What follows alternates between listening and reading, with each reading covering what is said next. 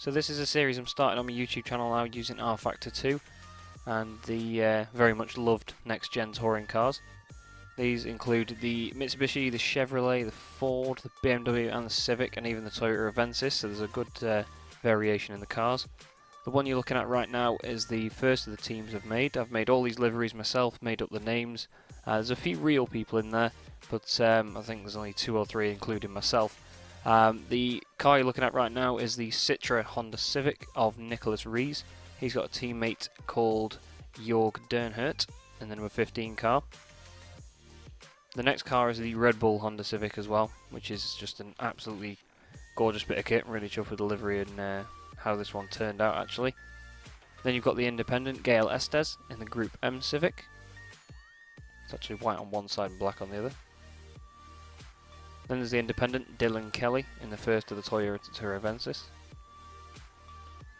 Then a 3-car team, the TRD Motorsports team of Mueller, Gordon and Jake Porter. Then a very interesting team which is called LRS Motorsports. There's 3 different colour schemes. LRS actually stands for Lucozade Ribena Suntory, and the designs for these actually came up by my girlfriend as well.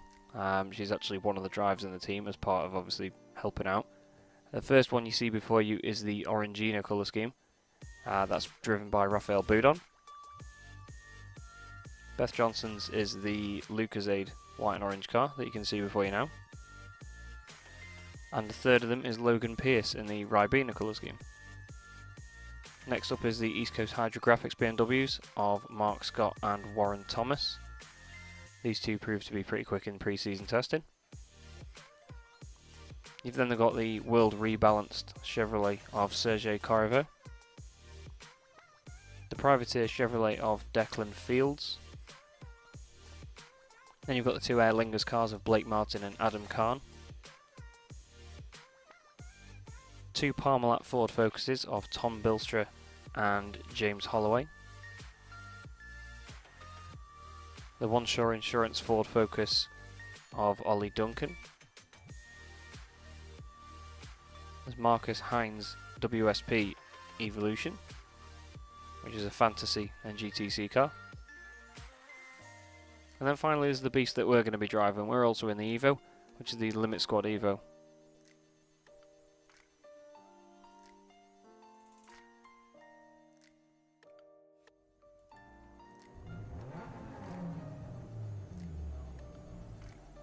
So here we are then, sat in the pit lane, first round of the season, Brands Hatch Indy.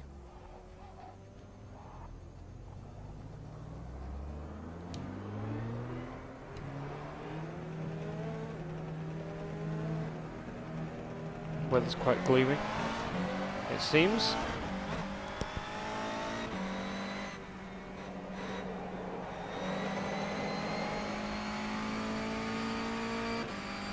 Temperatures will obviously be nice and cool. So easy to lose the back end of this Evo around there. There's the 2 Hydrographics BMWs going around the first corner as well. You get a nice little off-track warning if you cut that. Well, not if you cut it, sorry, if you run wide on the exit there.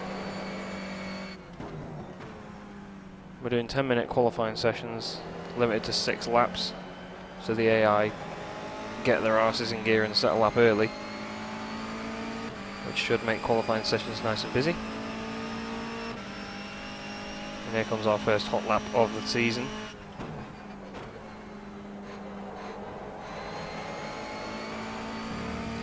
Being nice and reserved around there, keeping it cool. Got one of the Citra Honda Civics ahead of us. I think it's Jörg Dernhert. Looked like there was 2 numbers on the window. Right, it's turned out I'm a lot quicker than some of the AI around this track, so I wouldn't be surprised to take a win from this first race to kick the season off. Seems the AI are brilliant. You can visually see how much we're catching Dernhert in front. Bearing in mind they're on 110% difficulty. Oh, that slide on the exit's not going to help us though. See what we can do. That'll do. 1.6 seconds faster than Mark Hines, no relation to Luke Hines, touring car driver. But funnily enough, the Avensis that's used here is actually Luke Hines's, that I've used as the base car. Sun's coming out. Got Ollie Duncan in the One Shore Focus coming past on the right now.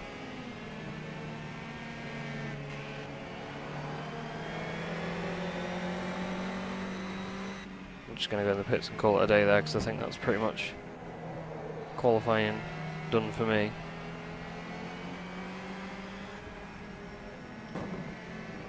Strange really, because there's other tracks where I'm nowhere near on the pace. There's Jake Porter in the Avensis. It's not me, it's our box.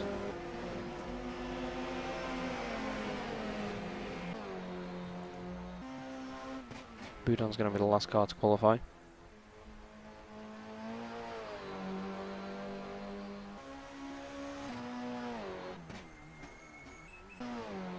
Alright, he's gone off the screen where I can't see.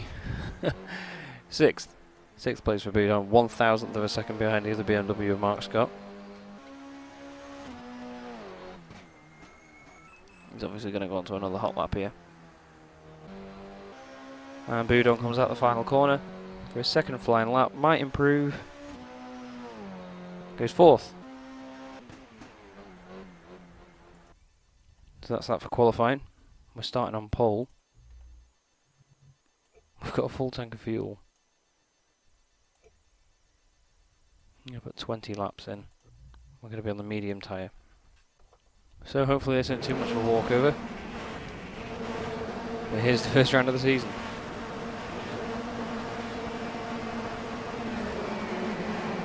Those lights weren't on very long. There's Reese. He's going to take the lead into turn 1, I imagine. Bit of contact. It is touring cars at the end of the day. No chaos behind. Oh, we've gone deep there. We've got away with it though, by the look of it.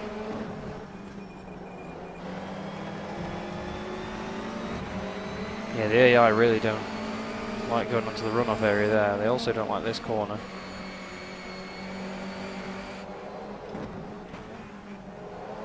Although I've made a bit of a mess of it myself. Even so, end of lap 1, we've got quite a healthy lead. 1.1 seconds.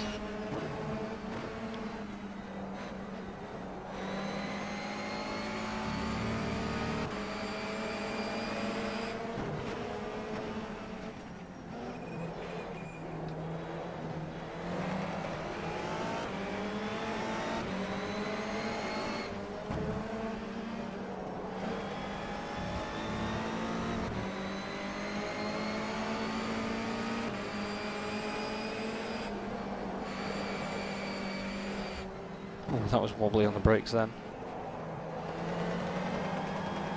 Get your foot in. Oh.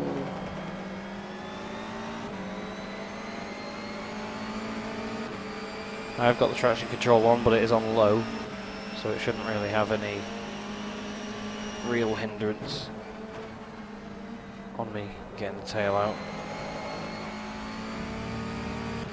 Still got to put the odd bit of opposite lock in. Oh, sugar.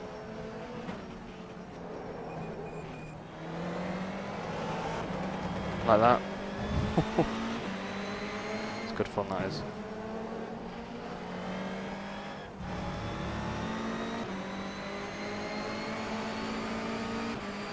Bit of a shame about the AI not being that good around here, because I can't really go at a pace where they're always in contention with me. But we're killing our tyres doing this. Seems okay. Yeah, I'm not really feeling slowing down on purpose for them. I'm not going to fake it and pretend that, oh no, I made a mistake. I'm just driving the nuts off it. Because I know for a fact that I'm awful on some of the tracks that are on the schedule, so I need to bag these points while I've got the chance to do so. Because having this whole championship on 110% difficulty, as most people know on rFactor, it's not the same from one track to the next. Driving the tits off this Evo. Okay, so Reese is 4 seconds back now.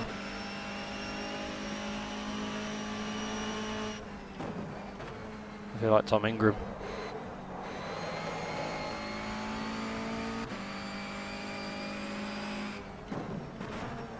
Oh, double change. That sucks. See all the other cars going down the hill there, battling together. There's a few of them.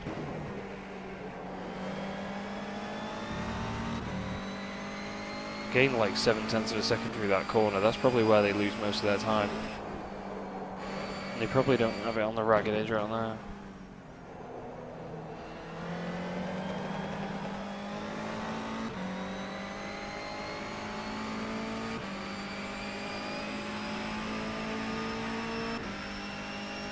Well, I'm hoping this is going to be the most boring race of the season.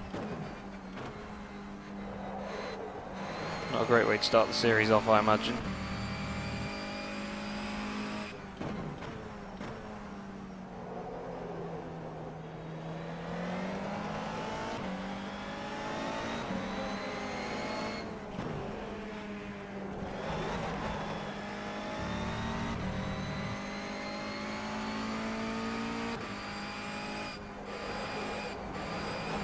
Still, it's fun to still give this car death and drive it like mad. Just be brave and put your foot in on the exit, just so you've got to correct it.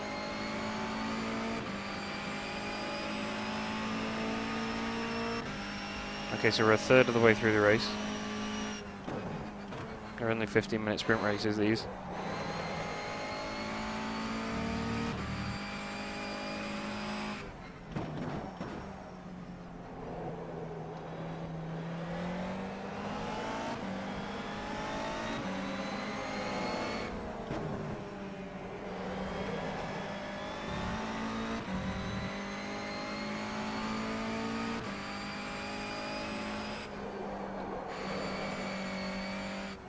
Well, while I've got a minute, I'll reflect on the fact that this graphics card is fucking unbelievable.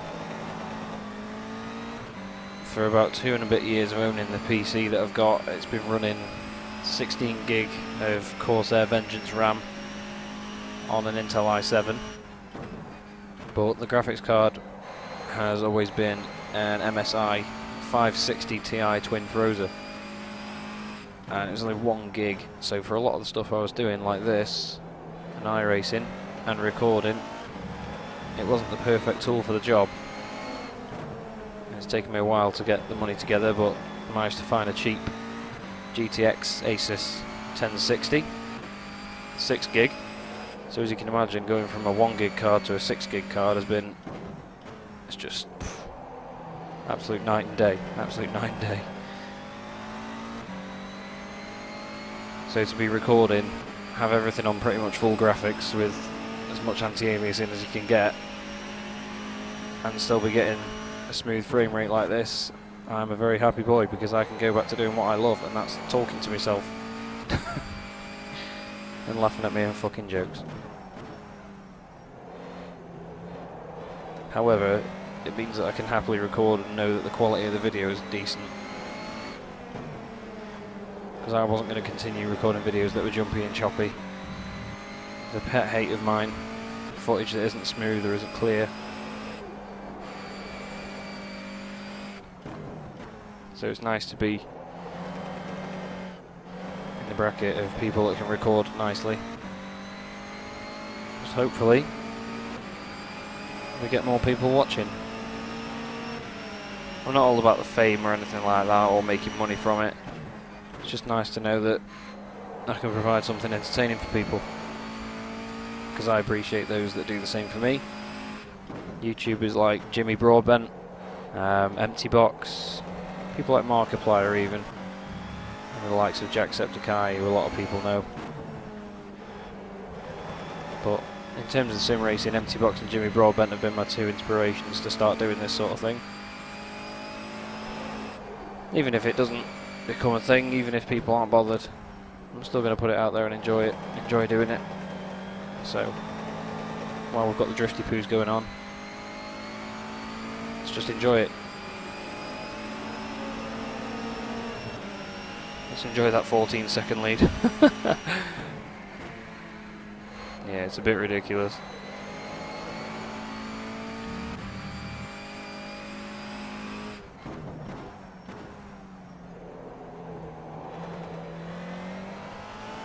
On that note as well, I can never understand people who can't sim race and talk. I've not got an issue with the fact they can't. It's nice that people concentrate, especially on iRacing. It's understandable. But I can talk away happy as Larry and do all this and do it all day. I understand in a more competitive sense it's not good, so someone stood there chatting away.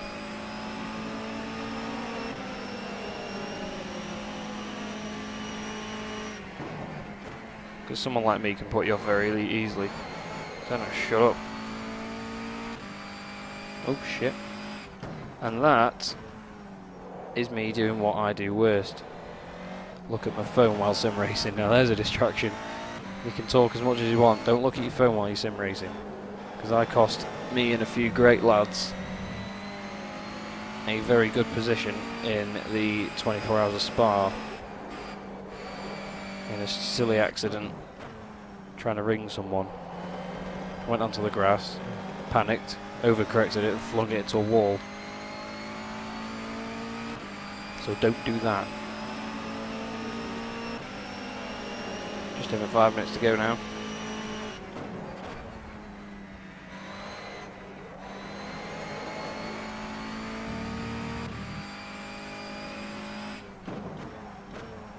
Now racing wise, I'm understandably disappointed in the fact that this won't be the most exciting racing video you watch on YouTube today, if you watch it. However, it's nice to start a series with what I'm not going to jinx, but what will be, I imagine, a race victory. And noticing the drop-in lighting, then I will comment that rFactor's weather system and day-night transitions and things are absolutely brilliant. It's something that rFactor is renowned for over the likes of iRacing and things like Assetto Corsa. It's great, really, really great. And it may not be the best looking sim or have much going for it, but I tell you what, a lot of people play it and a lot of people enjoy it, so it's doing something right. And hopefully we start to lap some cars, because that would be great fun.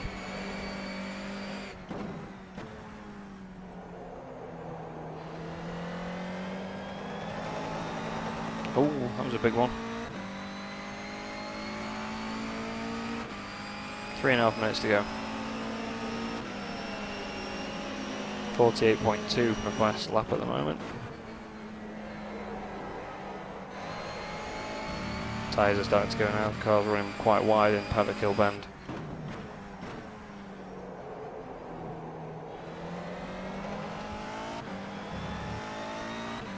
Seems like 14th place is quite well behind 13th place.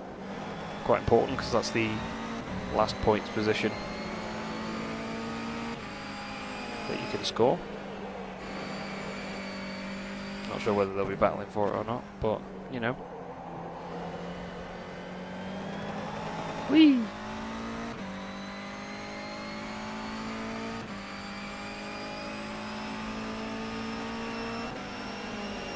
Normally I'd be in the mindset of scrapping this result, turning the difficulty up and starting again, but like I said before, I know that some tracks on the schedule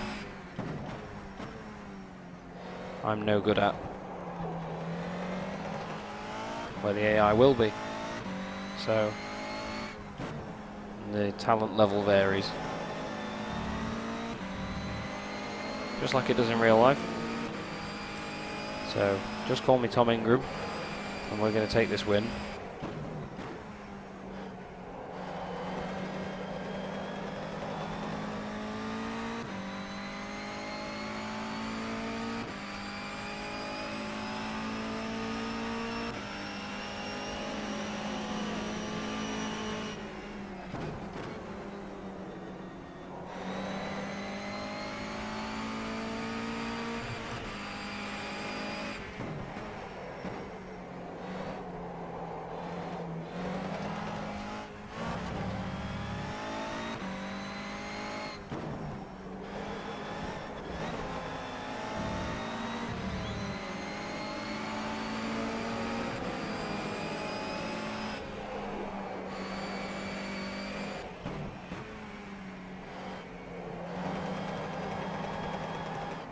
Oh, tits.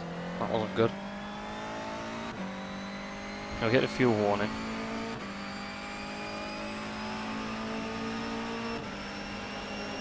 Not quite sure how many laps I've got to go. I think I had 20 laps of fuel in the car. We've just started our 17th lap. I thought we'd done 17, sorry. We've had the 1 minute call. So the race should be over pretty soon. I think I'll probably get one more lap.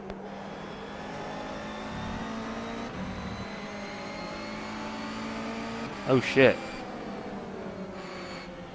Says we've got 0 fuel left. 1 gallon of fuel left, so I'm going to try and sort this countdown out. We've got 15 seconds left. And talk about slowing on the line. 8, 7, 6, 5, 4, 3, 2, 1. Finish. Now that was cutting it fine.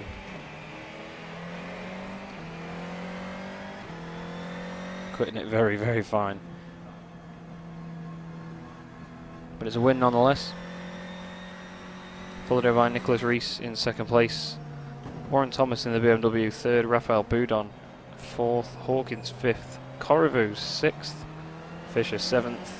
Pierce 8th, Beth Johnson 9th, Mark Scott 10th, Tom Jacobs, my teammate, in 11th, Mark Hines in 12th, Gail Estes 13th, and finally in the points, Tom Bilstra in 14th.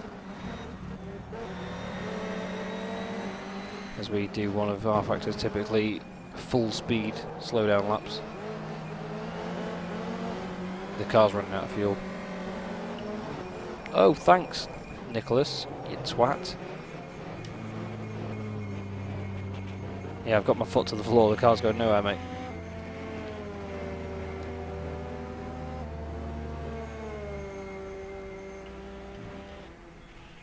And that's that.